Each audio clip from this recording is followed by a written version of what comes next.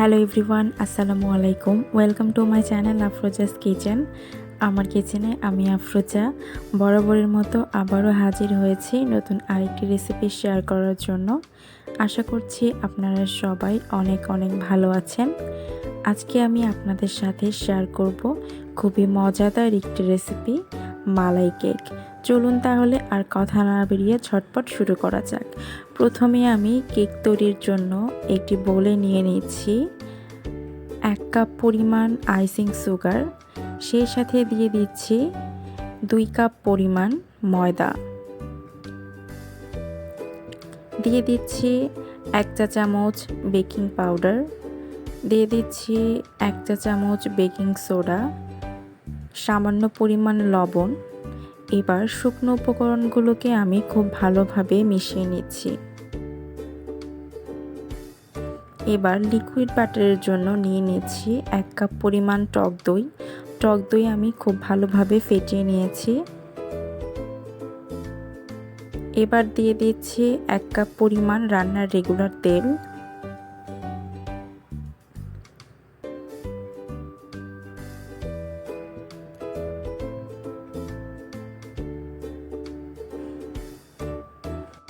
উপকরণগুলোকে খুব ভালোভাবে মিশিয়ে নিচ্ছি এবং এরপর শুকনো উপকরণগুলোর সাথে লিকুইড ব্যাটারটাকে খুব ভালোভাবে মিক্সড করে কেকের একটি ব্যাটার তৈরি করে নেব।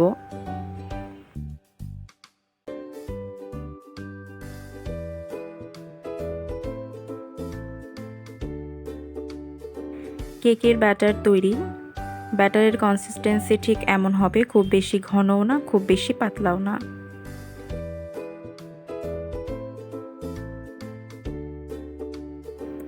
ফ্রাইং প্যানে কেক তৈরির জন্য আমি ফ্রাইং প্যানটি খুব ভালোভাবে অয়েল ব্রাশ করে নিচ্ছি।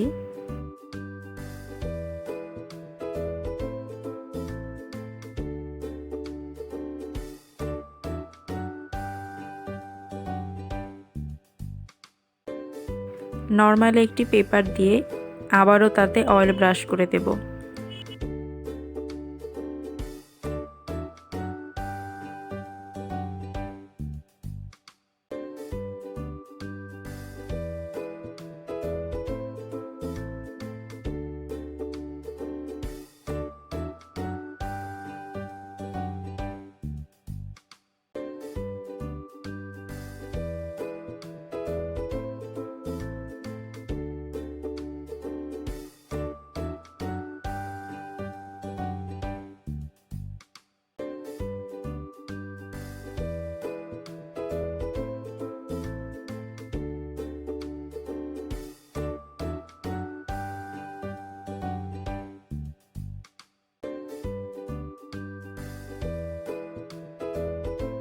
আমি আগে থেকে একটি প্যান প্রায় 10 মিনিট প্রিহিট করে নিয়েছি।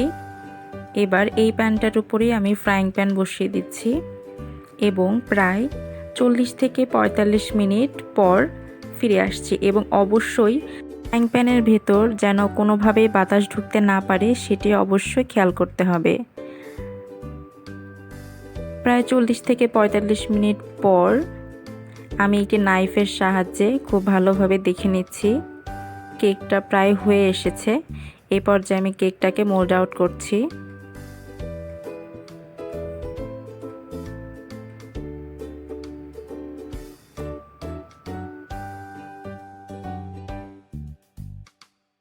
কেকের উপর পাশটা যেমন খুব সুন্দর হয়েছে, ঠিক তেমনি নিচের পাশটা দেখুন একদম কোথাও লেগে যায়নি, খুব সহজেই উঠানো যাচ্ছে আর কেকটা কিন্তু একদমই পড়ে যায়নি।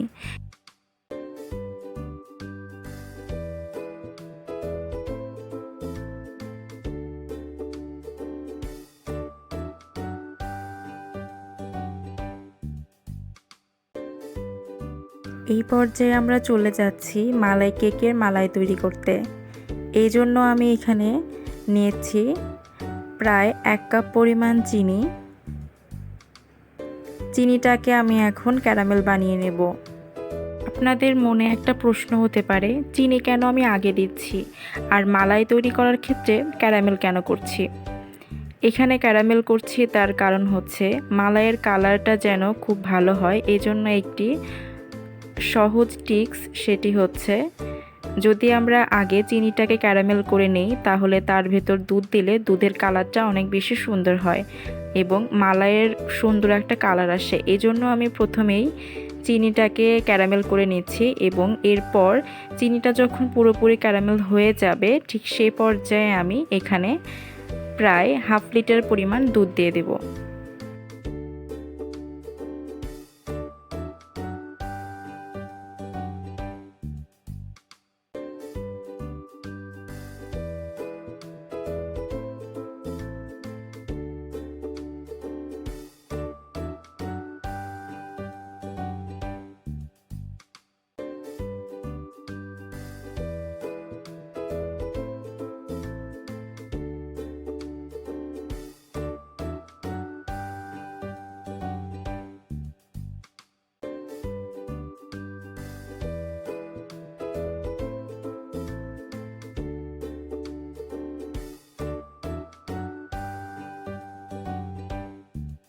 চিনি পুরোপুরিভাবে ক্যারামেল হয়ে এসেছে। এই পর্যায়ে আমি দিয়ে দিচ্ছি হাফ লিটার লিকুইড দুধ।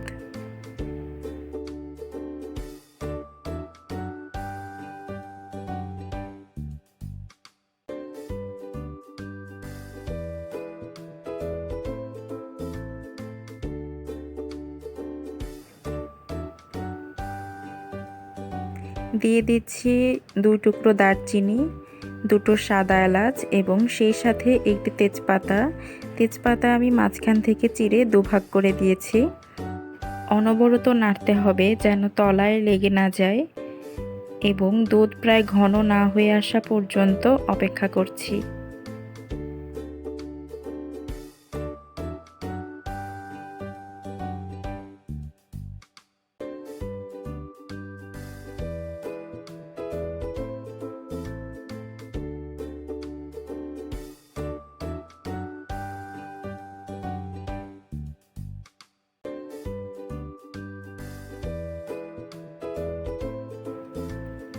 কেকের জন্য মালাই প্রায় রেডি হয়ে এসেছে। এ পর্যায়ে আমি দুধ থেকে মশলাগুলোকে উঠিয়ে নিচ্ছি।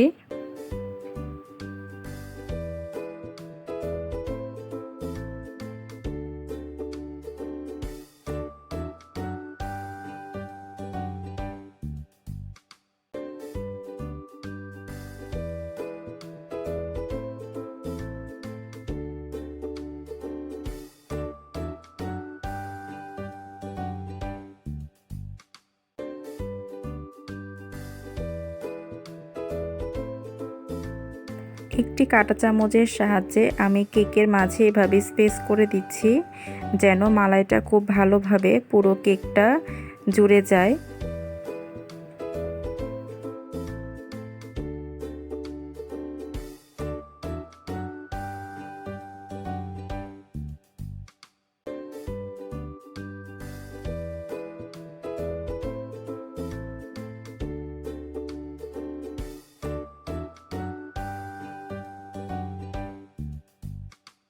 কেকের উপর মালাই দিয়ে দিচ্ছি এবং মালাই দেওয়া হয়ে গেলে আমি কেকটাকে 1 ঘন্টার জন্য ফ্রিজে রেখে দেব।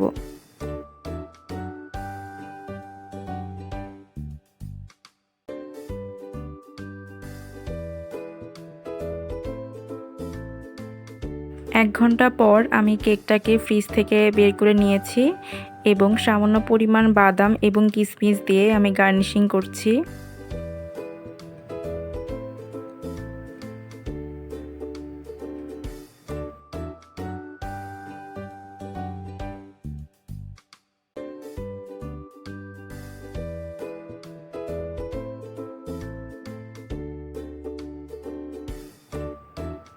কেকটা খুবই সফট হয়েছে এবং এটি খেতে কিন্তু দারুণ লাগে। আশা করছি আপনারা সবাই বাসায় একবার হলেও ট্রাই করবেন। আর আজকের রেসিপিটি যদি আপনাদের কাছে সহজ এবং ভালো লেগে থাকে তাহলে প্লিজ ভিডিওতে একটি লাইক দিয়ে ফ্রেন্ডস অ্যান্ড ফ্যামিলির সাথে শেয়ার করুন।